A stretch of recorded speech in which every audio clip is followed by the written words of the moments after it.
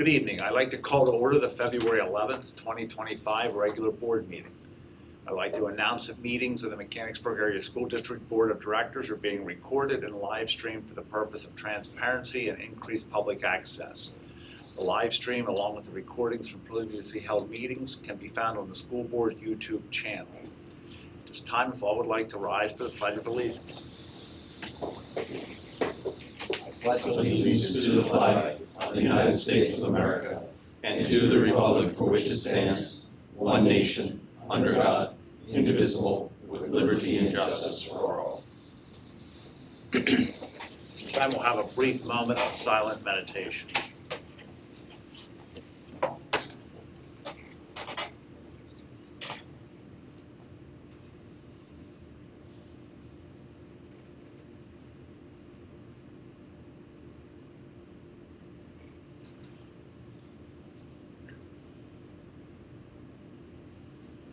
Move on to item 1.06, endorsement of agenda. Have there been any changes to tonight's agenda? We'll need a roll call. Oh, we'll go to roll call first. Sure. Mr. Bradley. Here. Mr. Frangel. Mrs. Huff. Mr. Kickline. Here. Dr. Lebo. Here. Ms. Morgan. Dr. Rhodes. Present. Mr. Senker. Here. And Mr. Rupp. Here. And now we'll go to item 1.06, endorsement of agenda. Are there any additions or changes to the agenda? There are no changes to the agenda and it will stand as written. Very good, thank you. And item 1.07, reading of minutes, regular board meeting of January 14th, 2025. Do any board members have any additions, corrections to the meeting minutes? All right, we'll accept them then as printed. Move on to item 2, hearing of visitors, items on the meeting of agenda. There will be 2 opportunities for public comment this evening. As a reminder, public comment is limited to residents and taxpayers of the school district. At this time, we have reached the first opportunity for public comment. This opportunity is reserved for comments related to items that are listed on the agenda, the evening's agenda for a vote. A second opportunity for public comment will occur at the end of the meeting. The second opportunity for public comment is reserved for comments on issues not listed on the agenda and not being voted upon. Public comment will be limited to 3 minutes per individual and requires community members to observe a reasonable decorum. If you'd like to address the board, please come up to the podium and share your name and the municipality in which you reside. This is for items that are on the agenda being voted on tonight. Any public comment?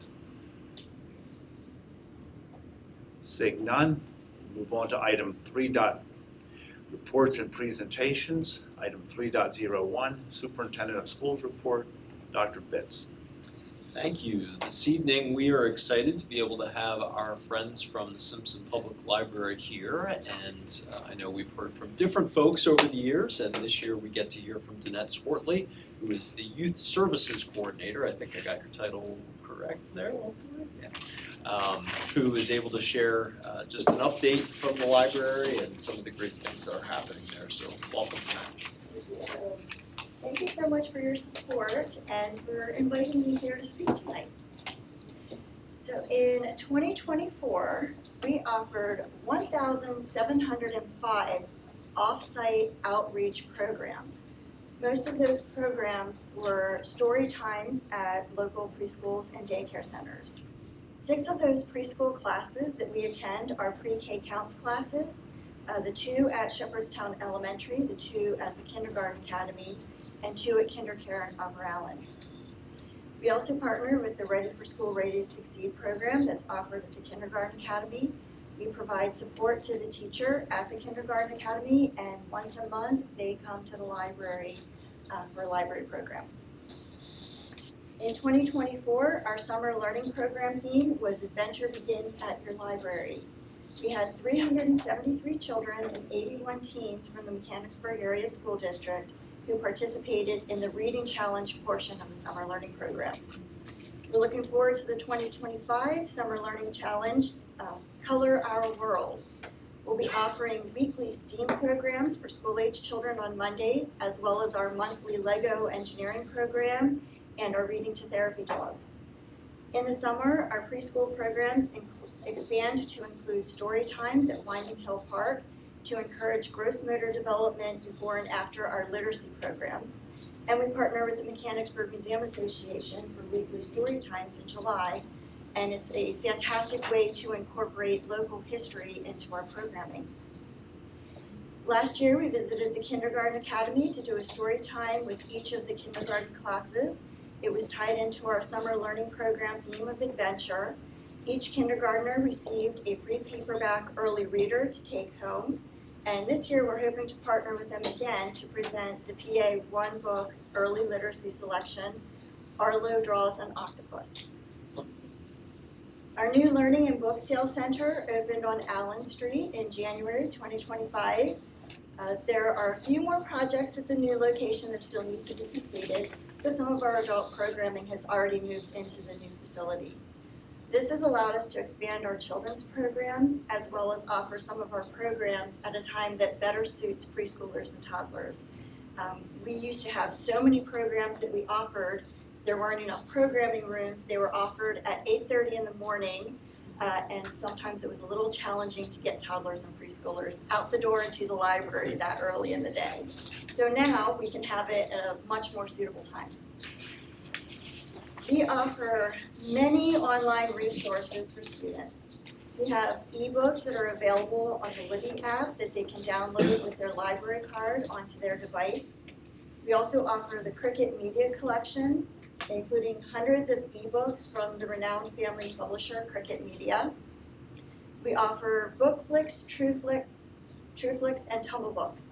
These are animated fiction and nonfiction picture books. BookFlix and Tumble Books both highlight the word as the story is being read aloud so that children can associate print with the spoken word. We offer Tutor.com with your library card. It's free personalized learning sessions. It's safe and anonymous. All of the tutors pass rigorous application processes, including extensive background checks.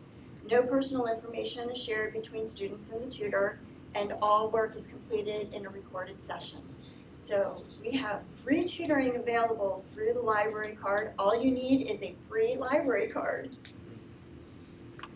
Students can use Novelist Plus to find a book that they are going to love reading and that they're passionate about. They can search by keyword, genre, or find books that are similar to their favorite books. Novelist even includes the Lexile and accelerated reading levels so that they can find their just right book that's right for them. You can learn a new language with Transparent Language Online. Transparent Language Online contains full courses for learning over 110 different languages, including English. Instructions for the English course are in the student's native language, and it's a great resource for English language learners. And when we did our library card drive in the fall, some of the classrooms at the high school who have English language learners received flyers with instructions for how to access Transparent Language Online. One of my favorite databases, and one that Simpson Library initiated bringing to Cumberland County through our certification as a family place library, is Parent TV. It offers hundreds of on-demand parenting videos for children from birth all the way through teens. This month, one of our databases that we're focusing on is Black Freedom Struggle in the United States. It's a collection of primary sources that document the history of African Americans' fight for freedom and equality. But I believe that the most valuable contribution that the Simpson Library makes to the students of Mechanicsburg can be summed up by one of the kindergartners at the Kindergarten Academy. She dressed as a librarian for Community Helper Day because librarians teach you to use your imagination. So thank you so much for allowing me to talk about all the wonderful things happening at Simpson Library, and thank you so much for your continued support. Thank you. Thank you.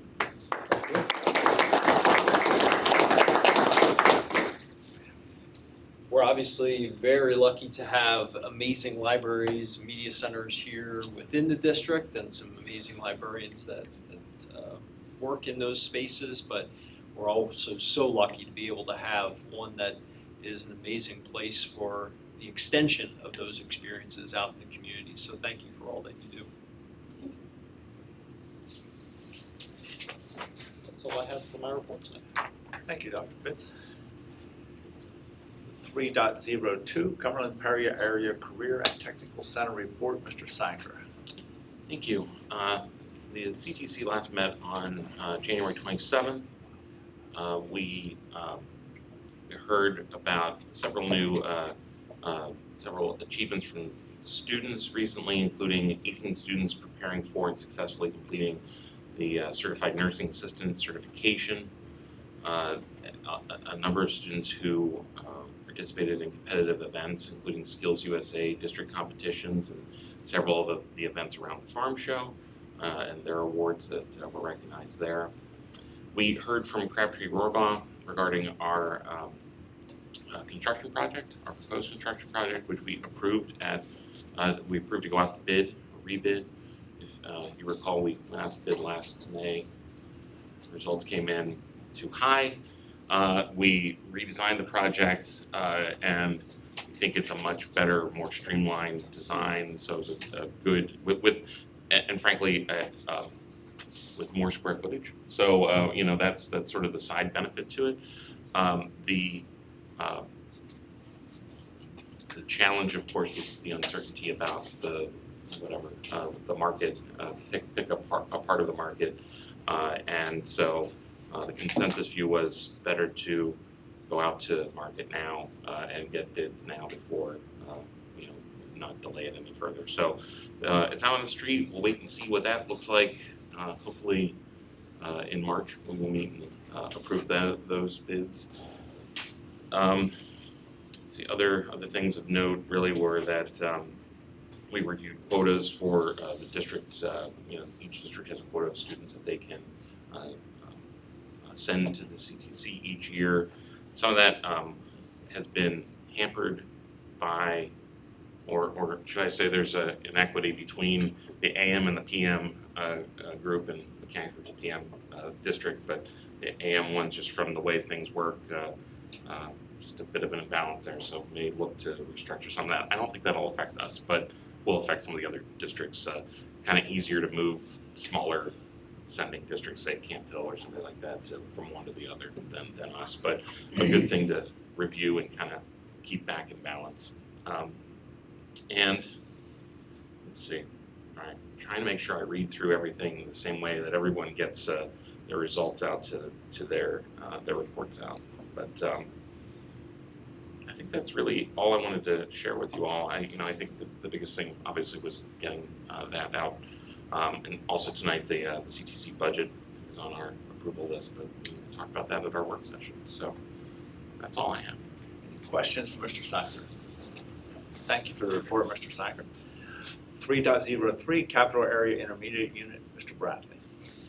The intermediate unit met on January 23rd. Unfortunately, I was not able to make it, but based on the minutes that I have, conversations focused on the general operating budget presentation as they walk through the budget. Just as a reminder, with the intermediate unit, they have many budgets. There is one general operating budget that we vote on collectively as contributing districts, and then there are 40 or 50 other budgets that are usually program specific that are kind of under the control of the IU itself. So they presented the general operating budget, and based off of what they presented, there should be no increase in school district contributions and no increase to the indirect cost rate that they currently have in place. So that'll be good news moving forward. They also spent time talking about the strategic plan. What the IU does is, much like we do at different points of the year, so it was the midpoint year to talk about the strategic plan that they have, and each of the areas went through one or two of the major initiatives in their area to cover what their strategic plan was, what progress they were making in areas that they needed to continue to focus in on. And then the next meeting that I will be able to attend is on the 27th of this month. So. Good. Any questions for Mr. Bradley? Thank you for the report, Mr. Bradley. 3.04, Wildcat Foundation report. Dr. Bitts, Mrs. Huff is not here, so Dr. Bitts has a small report. Sure. Just a reminder of next Friday, the the 21st is Wildcat Foundation Night. I believe as of last week there were about 160 tickets sold, I think, and quite a few auction items, and that auction is going to be online this year. Quite a few of the items, so anyone, whether you attend or not, will have the opportunity to engage in the auction if you'd like. Lots of good sponsorships and lots of good food, so if you're still interested in coming, there's still tickets available. Very good.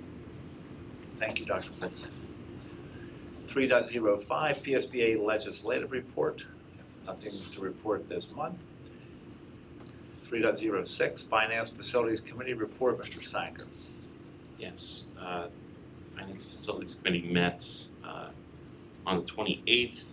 We heard a number of items which are on the agenda this evening, so I'll just note them as the first reading of a lot of those things. We heard from our auditor. We received the audited financial report that is on the agenda for approval this evening.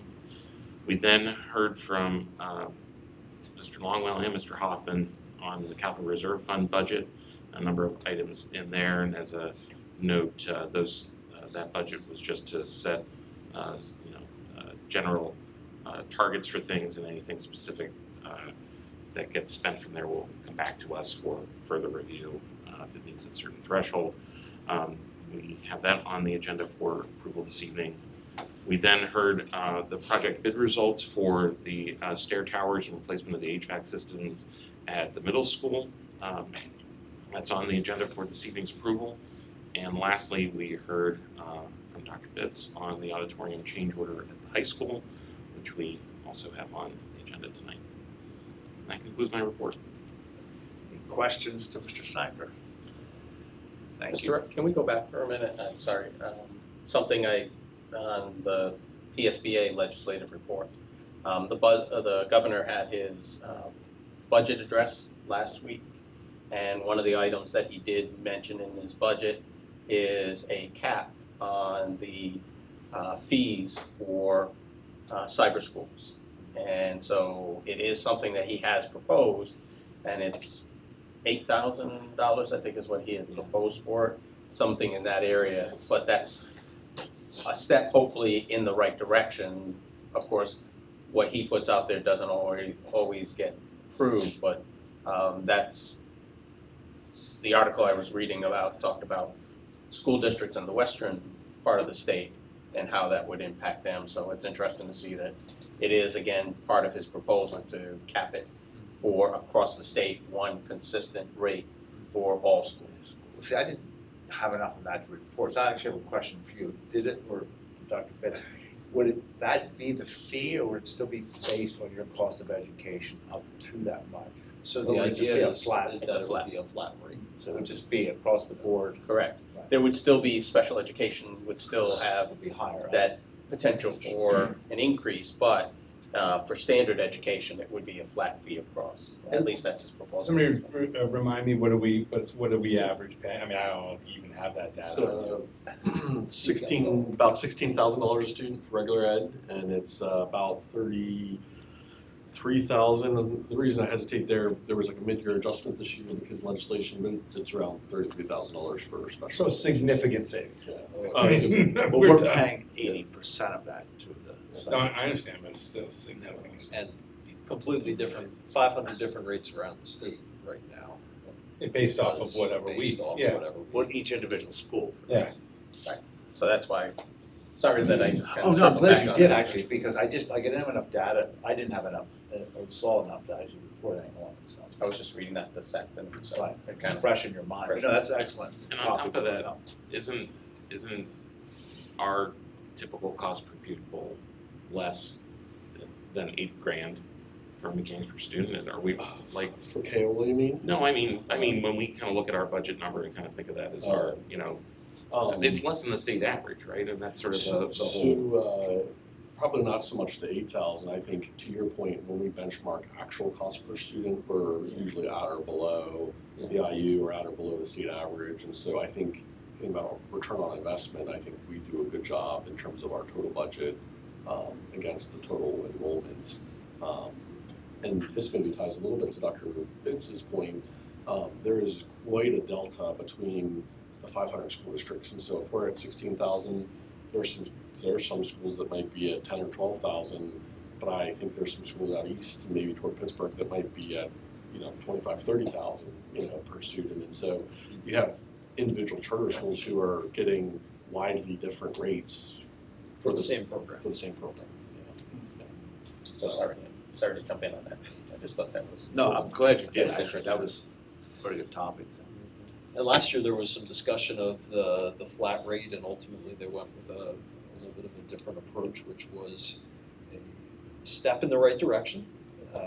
It's a small step in the right direction, but there is a little bit of money coming back to us. I don't remember the exact amount. It's Probably like hit that. 300,000 to 400,000 a year, I think I would say, in terms of what comes back to us. Which is 200,000 or 300,000 more than what we got prior to last year, but definitely lots of room to ultimately, let's level the playing field, let's get a consistent rate for the same education and also. Absolutely. All right. 3.07, Board President, I'd like an announcement of an executive session held on January 28th, 2025 at 8:50 p.m. to discuss personnel matters. Item 5, new business, athletics, recreation. Item 5.01, Dr. Lebo. Mr. President, I'd like to make a comment just about the rec department, that meeting that we have among the municipalities. Would that be appropriate before I do this or after? It doesn't necessarily pertain specifically to that, but I thought it'd be good just to speak to that. You good? Yeah, so you may recall a couple years ago, we had some challenges just with the municipalities all buying into their contribution to the rec department. And I really feel like we've made some significant progress with that. We're meeting quarterly, and it seems to be great buy-in from Upper Allen, Sharmanstown, Mechanicsburg Borough, and the school district. And I feel like Tiffany Herron in that job has done a great job as the new director, and really there seems to be a lot of collaboration there that is at a much better place than I think it was 3 to 5 years ago. So I just thought it'd be good for this board to be aware of that. And Mr. Longwell is there representing the school board along with me, the school district. So I don't know if you have anything you want to add or. Yeah, I'll say Mrs. Herron does a tremendous job. We have long appreciated the partnership with our municipalities, and I think it's a unique thing maybe at a regional or even state level, and it's something that we're fortunate to have in our local community, and it benefits ultimately our students, our families, and community members. And so I would affirm Dr. Lebo's point. Yeah, thank you. I just don't think we talk about that very often. No, we don't. Yes, I'd like to ask the board to approve the appointment of recreation staff for the summer recreation programs. Second. Second. Any further discussion? Mrs. Swiger. Unless I hear a negative response, I will record the roll call as a unanimous vote. Item 6, new business, budget and finance. Mr. Bradley. I'd ask the board to approve the treasurer's report as per the attachments, which include the following. 1, treasurer's report for January 2025. 2, board budget report for January 2025.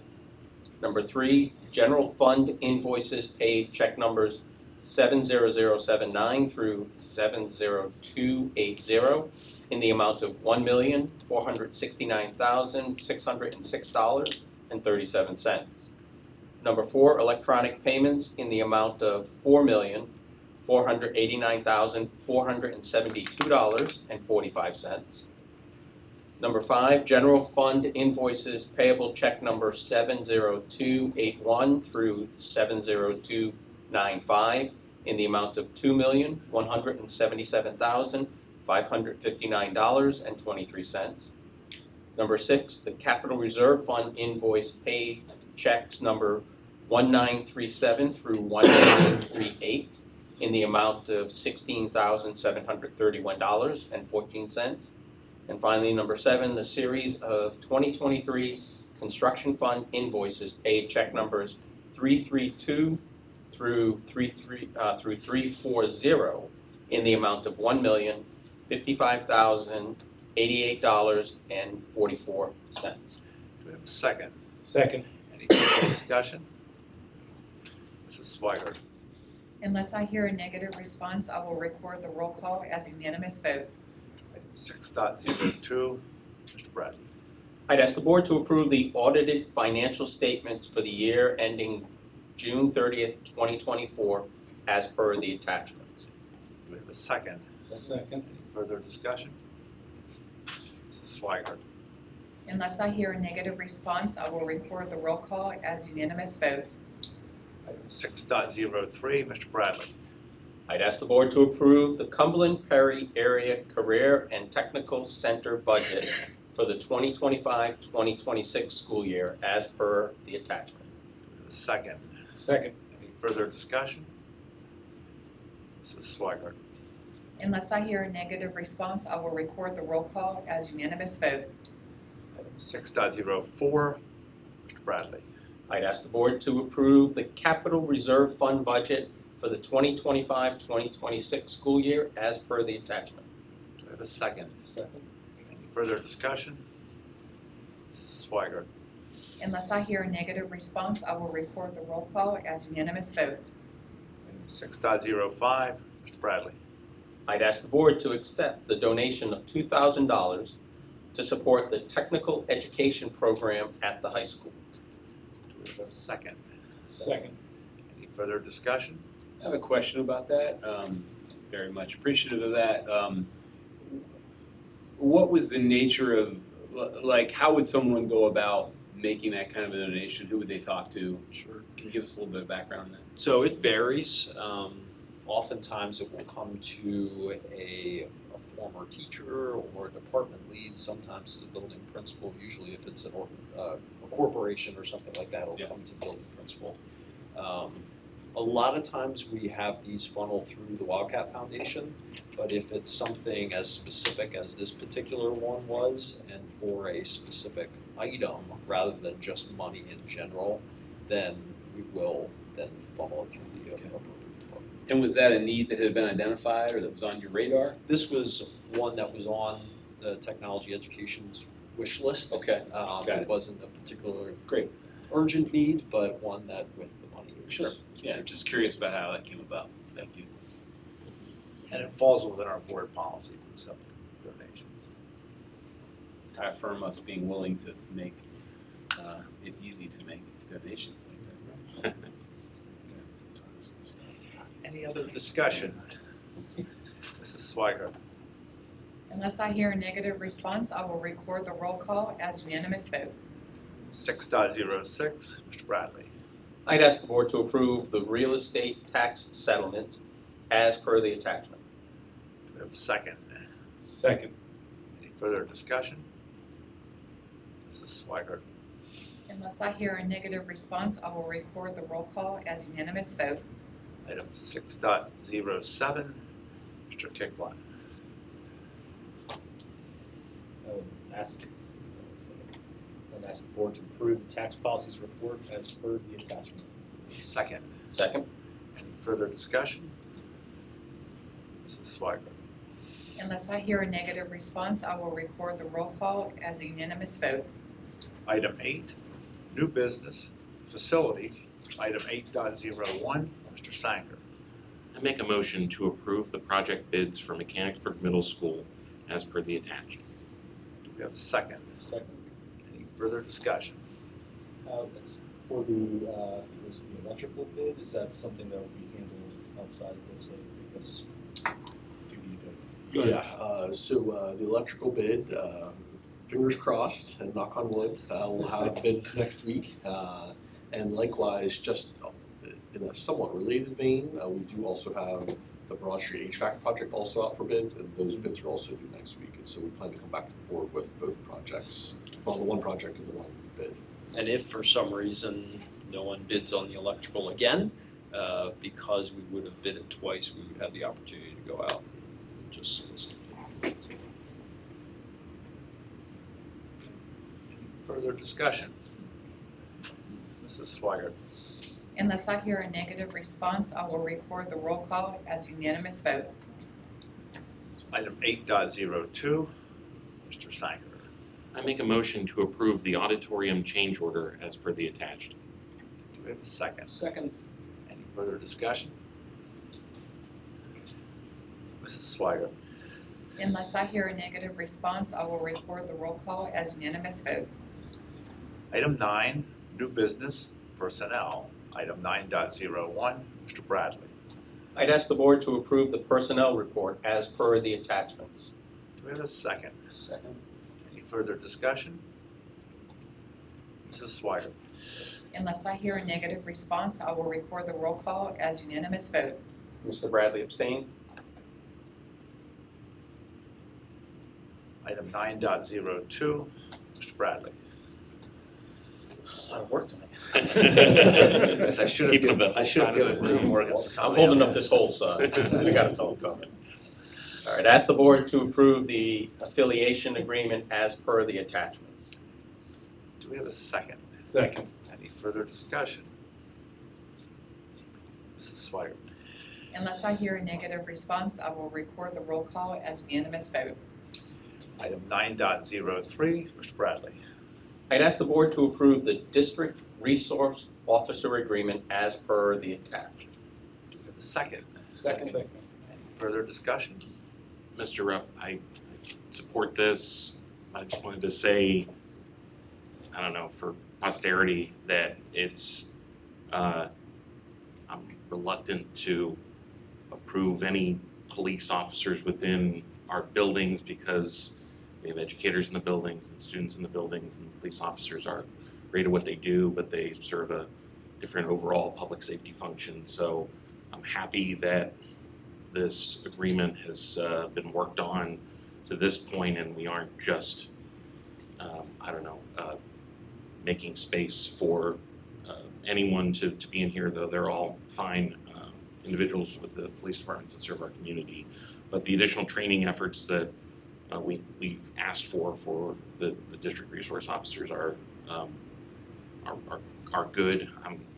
The whole idea of having to spend money on this because of a state mandate that isn't funded and is a broad fix that doesn't take into account the fact that our community is what it is and very small, and one of our campuses can see the police station from where they are, yet we need to have this additional, non-educator on staff that we have to fund, that's on the township staff, but we fund it, is frustrating, but I think this is probably the best solution we could have for Mechanicsburg here. So thanks to Dr. Bitts, Mr. Longwell, for working on this for more than a year with township and the borough to get to something workable and not just sort of, we had to do this, so this is what we did.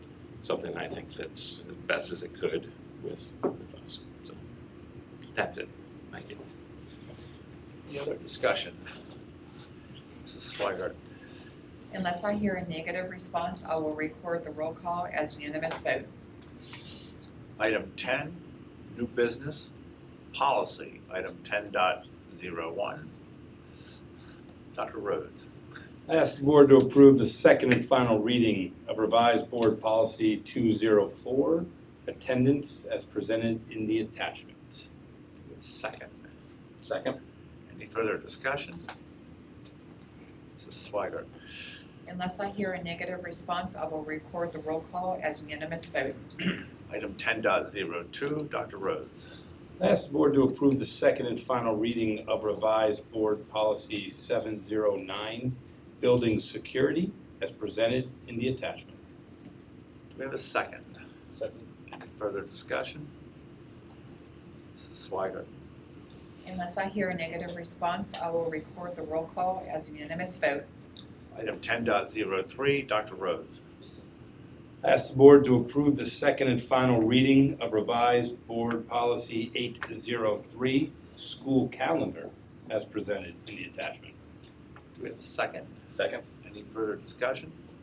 I'll just point out, I'm always interested to see the interest in the school calendar. And from them, it's always a really interesting discussion. It's a hot topic. I think we do a great job, obviously, but it's a hot topic in the community. Second to snow days. Exactly. Just a logistical question, when do we approve the school calendar? Our intention is to bring the full calendar here at the end of this month, the work session, and then approve at the beginning of March. Our hope was to have it January, February, but still working out some of the details. I appreciate the February, communication you did send out, just curious about. We have had some years where we've done February, March, so it's not too much later than what we've often done, but yes, thank you. Thanks. Further discussion? Mrs. Swire. Unless I hear a negative response, I will record the roll call as unanimous vote. Item 12, hearing of visitors. We have reached the second opportunity for public comment. This opportunity is reserved for comments on issues not listed on the agenda and not being voted upon this evening. As a reminder, public comment is limited to residents and taxpayers of the school district that were not on the agenda and not voted on tonight. Mr. Shaker, I'll identify you. But do you remember my municipality? Upper Island. Upper Island. So what I'm going to say is probably preaching to the choir based on the comments that Mr. Bradley raised earlier and that others followed up, and that is relating to cyber charter schools. When I was looking at the agendas and such for tonight's meeting, of course I saw that you had an audited financial report that was going to be voted on. It was 87 pages. I didn't read the whole thing, right? But I could have. And you had to get it, it's not just an audit, it's an independent audit that you had and you have to do every year. And that brings to mind a report that Education Voters PA released just a few weeks ago about Commonwealth Charter Academy and their expenses, which you pay for, as the discussion indicated, you and all the other school districts and taxpayers around the state, without any say-so, without any input about where that money goes. And just to remind you, some of you probably have heard of the report, seen some of the highlights. But what they did is they had to claw out through right-to-know requests the check registers of Commonwealth Charter Academy. And even after 3 years of very assiduous actions along those lines, they still found that there were 4,700 checks totaling $2.2 million whose expenditures were fully redacted. Other checks where they at least knew where they were, where they were going to, even if they didn't find out what they were for. In particular, car dealerships, entertainment, literally hundreds of thousands of dollars for entertainment. Probably the most egregious expense was $4,000 to something called the Hill Society. This made them a corporate partnership, school district, corporate partner, the whole terminology is odd. But the Hill is dedicated to celebrate the good life, wine, food, whiskey. I'm not making this up, this is in the report. Getaways and special events, member benefits start at our valet stand, continue into our club room. This is a supposedly educational organization. What are they doing there? Presumably their board of trustees or maybe for their lobbying clients. Certainly it's not for the K-8 students in Commonwealth Charter Academy. The other one, some of them that are for entertainment, could be for their equivalent of school trips, so that's fair, maybe. But the Mazo Vineyard, $5,000, $5,500 for a K-12, K-8. Well, maybe you take a trip and learn how to make wine or something like that. I have my doubts. So the bottom line is that this is already on your wavelengths, on your radar screen based on the comments that I heard. I just would encourage you, anytime you meet with state representatives, just keep at it, that this is something that is an expense to our districts. It's not fair to our taxpayers. Who knows where this money is going? And, really, and that here we have finally some data, but still the state is not doing its job, and the legislature is certainly not doing their job in keeping track of these cyber charter schools. Thank you. Mr. Ship, I'd again like to thank you for your advocacy for public education. I know even in your retirement, you still get in there. Right, okay. And I'd be happy to send a link to Mrs. Schweiger so you can circulate it. But again, it's very easily available with report. Thank you. Item 13, Mr. Bradley. I asked the board to adjourn, motion to adjourn. Meeting is adjourned. Like You're the senior.